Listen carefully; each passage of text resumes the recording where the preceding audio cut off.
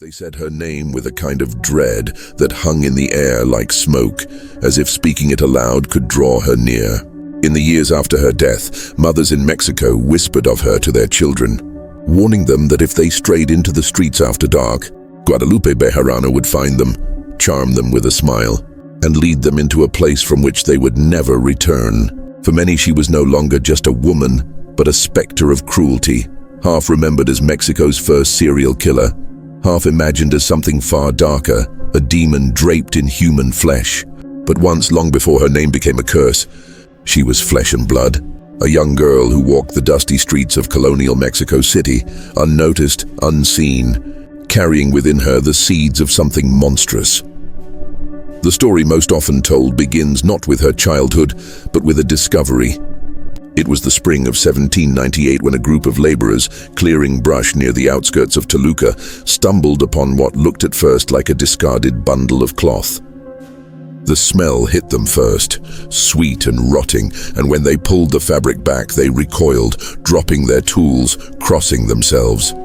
Inside were the remains of a boy, no older than 10, his skin waxen and gray, his throat cut so cleanly that it looked less like violence than the careful incision of a butcher. Beside him was a length of rosary beads, broken in half, one piece clutched in his small hand. For weeks the town spoke of little else. Who could do such a thing? Some said bandits, others whispered of the devil himself. But one detail returned again and again. Those who claimed to have seen the boy last swore he had been walking with a woman in a dark rebozo, her face half hidden, her voice soft, her hand guiding him into the dusk. The description meant little at first. Mexico's streets were full of veiled women, and no one could imagine that one of their own might be capable of such cruelty. But in the months that followed, more bodies surfaced. A girl of 12 in the canal near Chalco, her hair cut away and her wrists bound with twine. A young servant boy behind a chapel wall in Coyoacan, his body folded in a sack, eyes open wide as if fixed on something still hovering over him. In each case, the last witness swore they had seen the child with a woman whose face was shadowed, whose manner was calm, who seemed to know them well enough to lead them without resistance. Fear grew not like fire, but like a spreading frost, quiet and suffocating. Parents began to hold their children tighter when they went to market. Priests warned their congregations to beware of the devil's agents walking among them. And slowly, a name began to attach itself to the faceless figure in the rebozo, Guadalupe Bejarano. To understand how she became this figure, you must step back into the Mexico of her time. It was the late 1700s, a land both vibrant and fractured, where the wealth of silver and trade had built palaces for the few and misery for the many. The Catholic Church ruled not only the spirit, but the rhythms of daily life, and superstition walked hand in hand with faith. A bad harvest might be blamed on witches, an illness on a curse, a child's sudden death on the devil's hand. In this world of saints and specters, the birth of Guadalupe Bejarano in 1768 passed without notice. She was the daughter of a mestizo mother, a washerwoman hardened by poverty, and a Spanish father whose name was never recorded, though some whispered he had been a friar, disgraced and cast out. Her earliest years were spent among the smells of damp linen and the rough hands of labor, a childhood of hunger and whispers. She learned quickly that in a city divided by race and class, she was destined for neither respect nor comfort. Those who later tried to trace her path pointed to stories of cruelty in her youth. A neighbor recalled finding small birds mutilated behind the Bejarano house, their wings torn away, their bodies arranged in neat rows. Another swore he saw her once by the canal, staring as a stray dog struggled in the water, never moving to help, only watching with cold fascination. Her mother, weary and fearful, is said to have beaten her when she caught her holding a knife too close to her younger brother, though no one knows what might have happened had she not intervened. Whether these tales are true or embroidered by the fear of later years is impossible to say. But in them one finds the outline of a child already shaped by shadows. By adolescence, she had begun to draw notice not only for her silence, but for her beauty. which carried a kind of severity that made people uneasy. Her skin was pale for her station, her eyes sharp and unblinking, her lips rarely curved in anything but the faintest smile. Men noticed her, but many turned away unsettled, as though there was something in her gaze that saw too much. She grew adept at watching, listening, measuring those around her. She learned that charm was not warmth but mimicry, that to win trust, she need only say the right words in the right tone, wear the right expression at the right time. And she learned, perhaps most dangerously, that people wanted to believe in kindness, even when it hid cruelty. It was in these years that her obsession with control seemed to grow. In the crowded alleys of Mexico City, she found work as a maid, then as a vendor, and in each role she tested her power. She was said to give sweets to children, coaxing them into errands, then scolding them harshly, reducing them to tears for her amusement. She once told a fellow servant that the world was like a dollhouse, and she longed to be the hand that arranged its figures. That phrase, the hand that arranges, would echo later in her notebooks, scribbled again and again as though it were a kind of creed. By her 20s, Guadalupe had slipped between the cracks of the city. She lived in rented rooms, sometimes vanishing for months, then reappearing with new work, new acquaintances, always just enough to blend back into the rhythm of the streets. It was during these absences, some now believe, that her murders began. The first bodies attributed to her surfaced in the mid-1790s, though it is impossible to know how many before went unnoticed, buried in the anonymity of a city where death was common and justice scarce. The poor died quietly, and children even more so. But what set her apart was not only the act of killing, it was the pattern, the ritual, the eerie calm that seemed to mark each crime. Witnesses who glimpsed her leading away her victims spoke of her gentleness, her patience.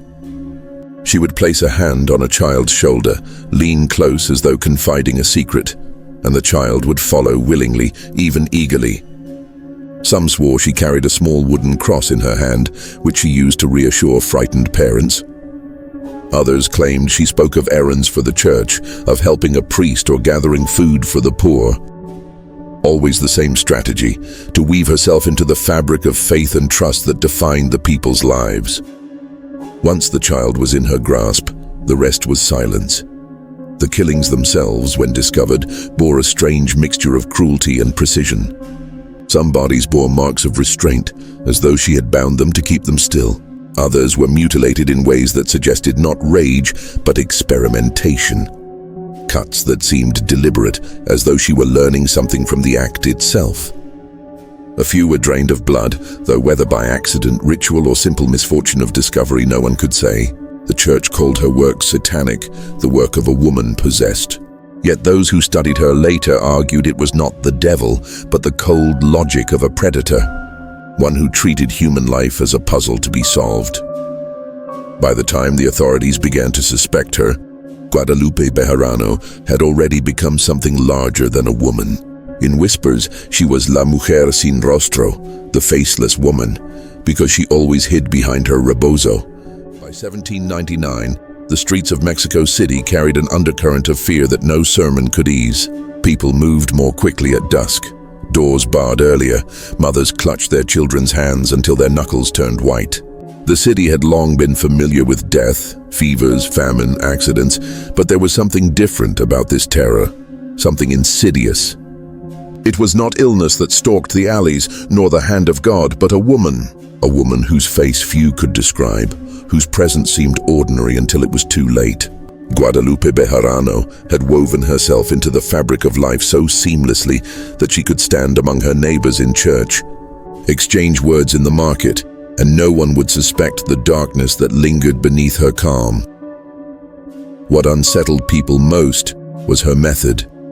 Most killers struck with frenzy or desperation, but Guadalupe's crimes carried patience. Witnesses described her as gentle with the children she took, her voice measured, her movements slow.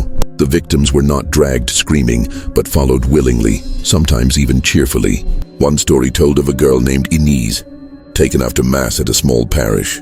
Parishioners swore they saw the girl walk hand in hand with Guadalupe, chattering excitedly, as though on some innocent errand. 3 days later, her body was found behind the sacristy, laid out as if for burial, her eyes closed, her lips marked with a thin line of blood. Such details gave rise to whispers that she was not simply killing, but staging, turning death into ritual. For the authorities, the crimes posed a maddening challenge. Colonial policing was primitive at best. Small bands of constables tasked with keeping order in sprawling, chaotic streets. Records were inconsistent, investigations crude, and corruption rampant. Murders of the poor rarely drew sustained attention. Yet even so, whispers reached high places. Church officials pressed the magistrates to act, not merely because of the lives lost, but because of what the killing suggested, a force that threatened the moral order itself. That the killer was a woman made it all the more scandalous, for women were expected to embody virtue, obedience, and maternal care. To imagine a woman leading children to their deaths unsettled not only the people, but the very hierarchies of faith and gender. The church began to preach against her as though she were a spirit rather than flesh. Priests warned of La Bruja de la Ciudad, the witch of the city, who used charms and whispers to ensnare the young. Sermons thundered that the devil had loosed one of his brides among the faithful, testing their vigilance. Some went further, claiming she was not a woman at all, but a Nahual, a shapeshifter who wore the skin of humanity by day and revealed her true demonic form by night.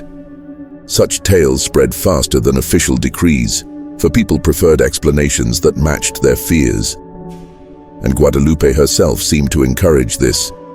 Those rare survivors who later came forward spoke of her words, soft, almost motherly, but threaded with strange phrases. One boy, who managed to escape when she was interrupted, swore she told him, "The saints do not love you, but I will."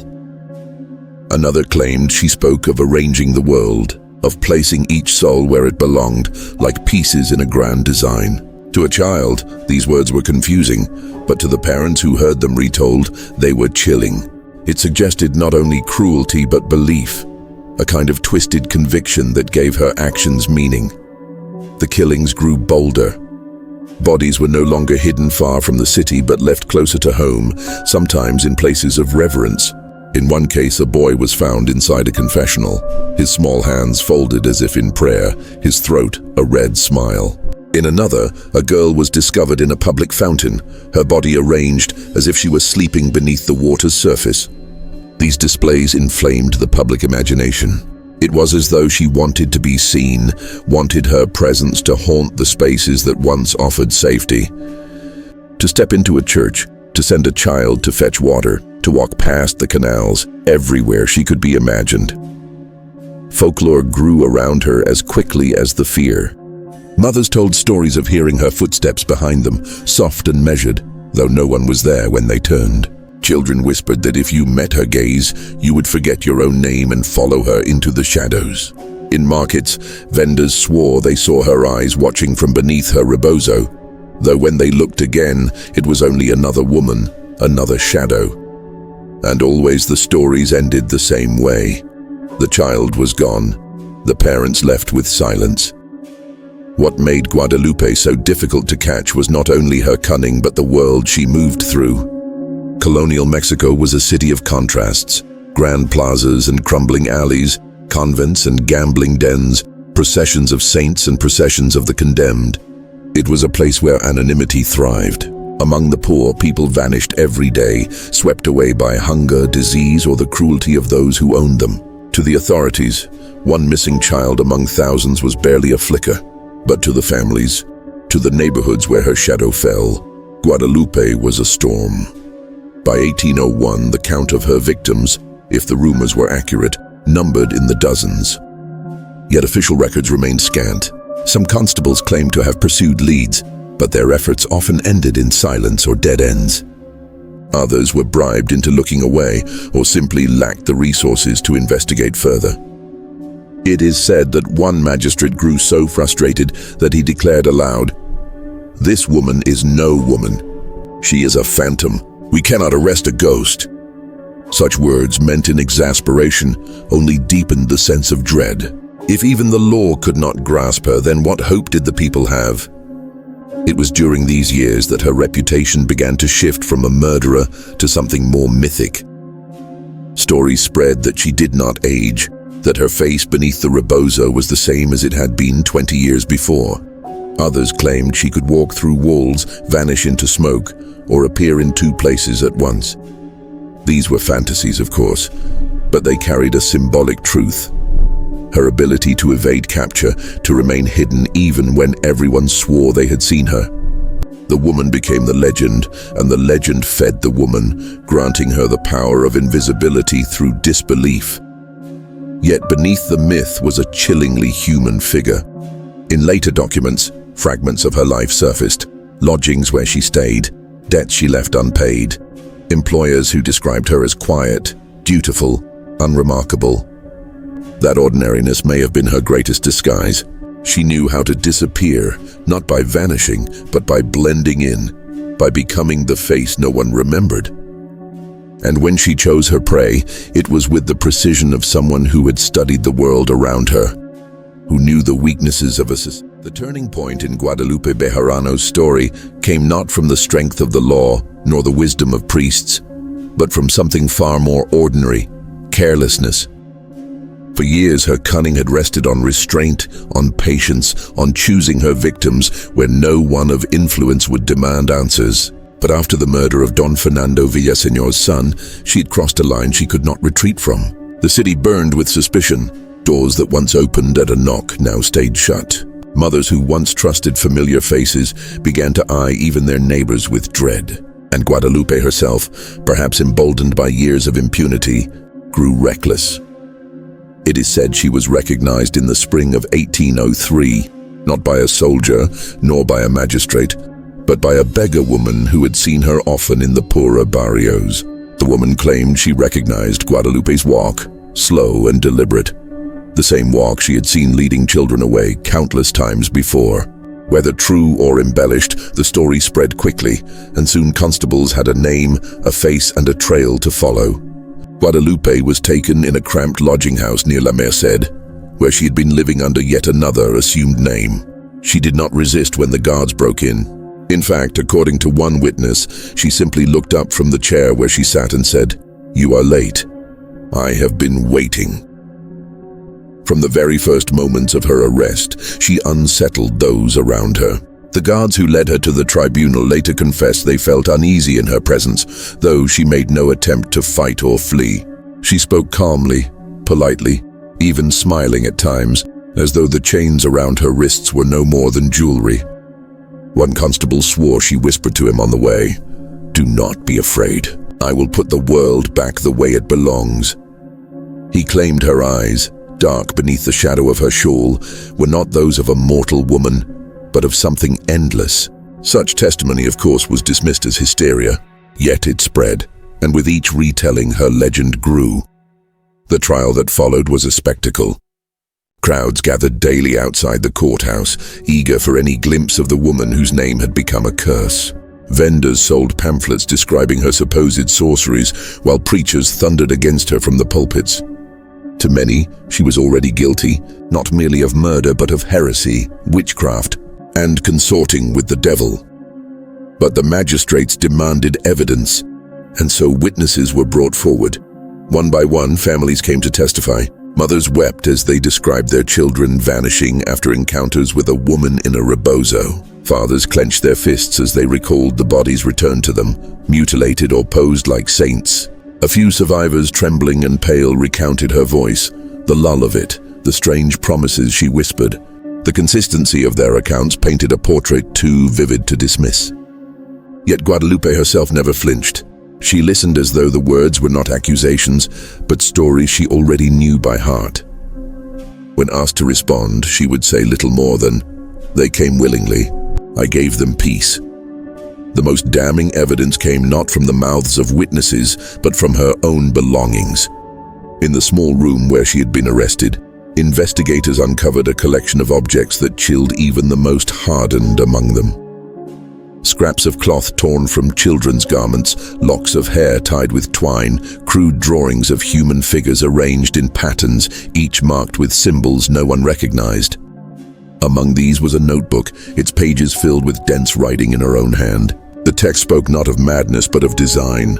She wrote of the order of souls, of removing the broken pieces, of bringing balance where the world had failed. It was not enough to call her a murderer.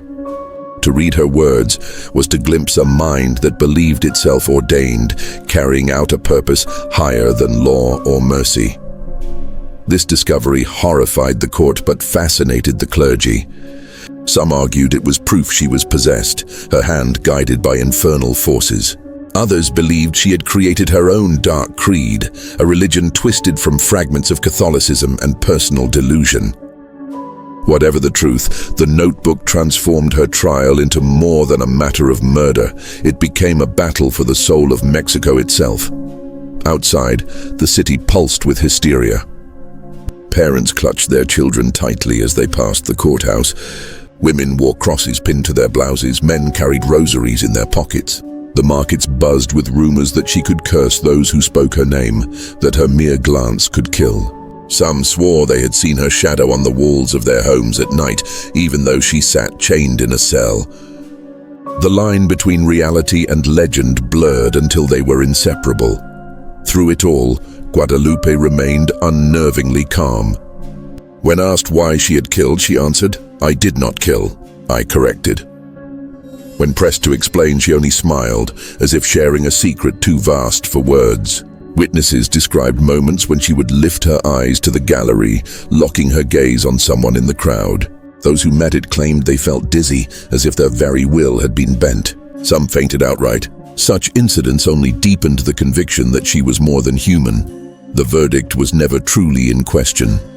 In 1803, she was found guilty of multiple counts of murder, heresy, and crimes against the crown. The sentence was death. Yet even this did not silence her. When asked if she repented, Guadalupe spoke clearly, her voice steady enough to carry through the hall. "I have no need of forgiveness.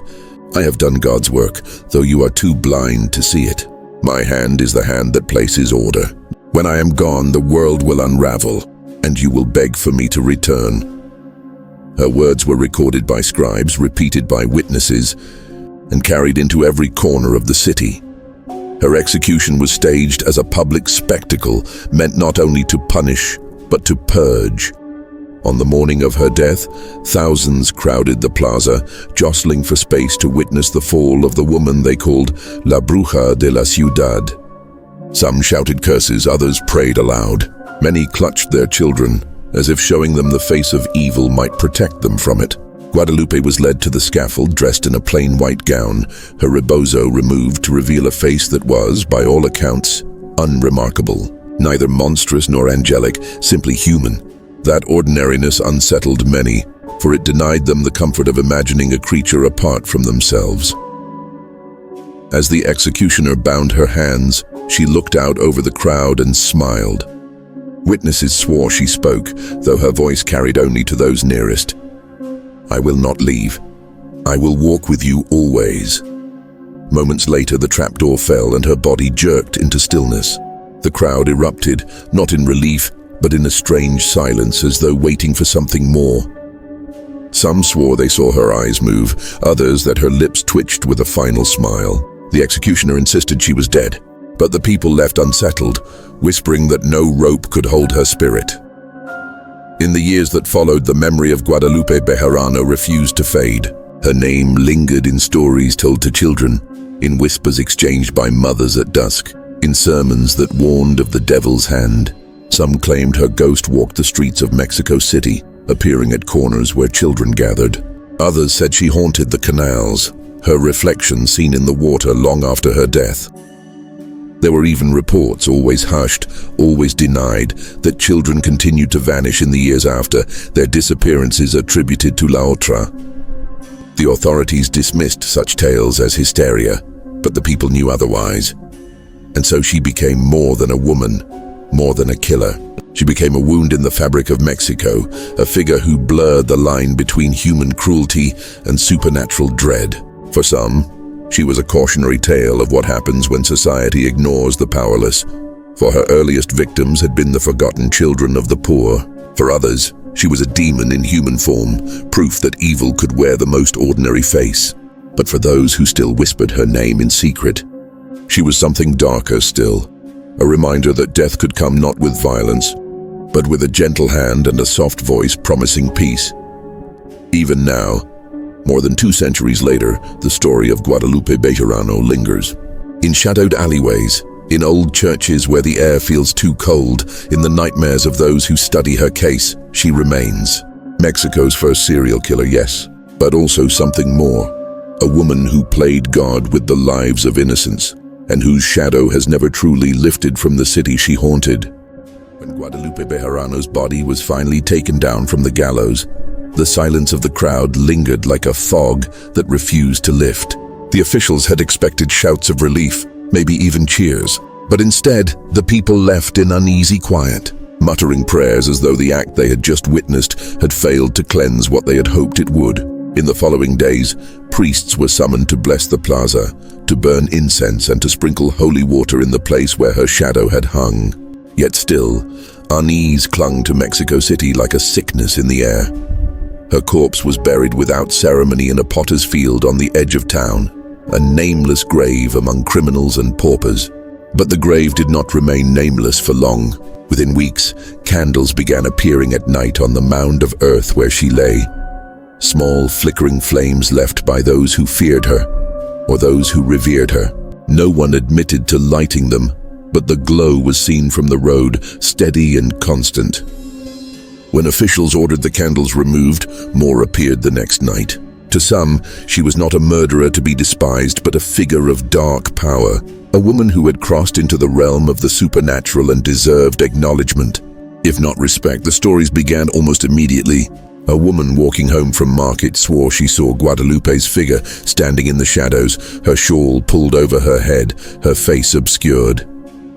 When she approached, the figure vanished. A man claimed to have heard her voice in his dreams, whispering that he should bring her the broken. Children said they saw her by the canals, kneeling as if in prayer, though when adults rushed to the spot there was nothing there but rippling water. These tales grew, spreading from street to street, until her name was not spoken openly, but only in hushed tones. La Bejarano, La Bruja, La Asesina. By the mid-19th century, her legend had grown beyond the facts of her trial. In villages far from Mexico City, people told stories of a woman who came at night to collect disobedient children, carrying them away beneath her shawl. In some versions, she was a demon in disguise. In others, she was a saint corrupted by her own pride. Parents used her name as a warning: sleep, or La Bejarano will find you. The line between history and folklore blurred until most no longer knew if she had been a real person or simply a cautionary tale conjured by the fearful. Yet in dusty archives, the records remained. The testimony, the notebooks, the sketches of the courtroom, all reminders that she had been flesh and blood, and that her crimes were all too real. Historians puzzled over her for decades. Some argued she was the product of neglect and abuse, an abandoned girl shaped by hunger and cruelty. Others suggested she was a woman warped by obsession, convinced of a higher mission that only she could see. But no explanation seemed to account for the coldness of her acts, the precision, the strange calm that witnesses described. She seemed to operate outside the normal bounds of human reason, as if her mind had split from reality and fashioned its own twisted order. The notebooks only deepened the mystery. Scholars pored over the surviving pages trying to decode her language. Some saw fragments of scripture rewritten in her hand, passages altered to justify her deeds. Others pointed to the repeated diagrams, circles intersecting with figures of children and mothers, as evidence of a ritualistic obsession. What struck many most of all was the lack of emotion in her words. There was no anger, no rage, not even joy, only certainty. She did not see herself as killing, but as mending, as though she were a seamstress stitching a torn world back together with human lives as her thread. That clarity was what frightened readers most, and so her legacy became twofold. In the streets and villages, she was a ghost, a shadow that haunted parents and children alike. In the archives, she was a puzzle, an enigma that resisted explanation. Together, these two images fed one another, keeping her name alive long after most criminals had been forgotten. Even today, in certain corners of Mexico, the legend persists. In some rural towns, women still warn children not to wander after dusk, for Guadalupe Bejarano walks in the twilight, seeking those who stray. In the oldest neighborhoods of Mexico City, the name is whispered when a child goes missing, whether lost or stolen, or simply run away. And among folklorists and storytellers, her tale is told with the same reverence as La Llorona. One figure a grieving mother, the other a merciless one. Both embodiments of fear, both reminders of the darkness that lingers in the human heart. What makes Guadalupe's story so chilling is not merely the violence of her acts, but the ordinariness of her presence. She was not described as monstrous in appearance, not disfigured or terrifying to look upon. She was quiet, polite, even unremarkable in many accounts. Evil in her wore the most ordinary face. And that is what makes her different from the specters of folklore, because she was real. Flesh and blood, chains and gallows. A woman whose footsteps once echoed on the same streets still walked today. And perhaps that is why her name still unsettles those who hear it. Because when we tell ourselves the story of monsters, we prefer them to be distant, otherworldly, impossible. But Guadalupe Bejarano was none of those things. She was a daughter, a neighbor, a woman who smiled at market stalls and passed unnoticed in crowds. She was human, and she killed without hesitation. Even now, as you listen, perhaps you feel that lingering chill, that sense that her shadow stretches further than history allows. Perhaps you glance at the corners of your room, wondering if the flicker you saw a moment ago was nothing more than the play of light, or the trace of a woman who promised she would never leave. That is the macabre history of Guadalupe Bejarano, remembered as Mexico's first serial killer, feared as something more. Her story has survived centuries not because of the number of her victims, but because of the way she shattered the illusion that evil is rare, or that it can be easily recognized. She showed that darkness can move quietly, smiling, unnoticed until it is too late. And that is why, 200 years later, her presence still terrifies. If this story has unsettled you, if it has made you think twice about the shadows that linger at the edge of your vision, then know this. There are countless more stories like hers buried in history, waiting to be unearthed. Stories of cruelty, of madness, of horrors that wear human faces.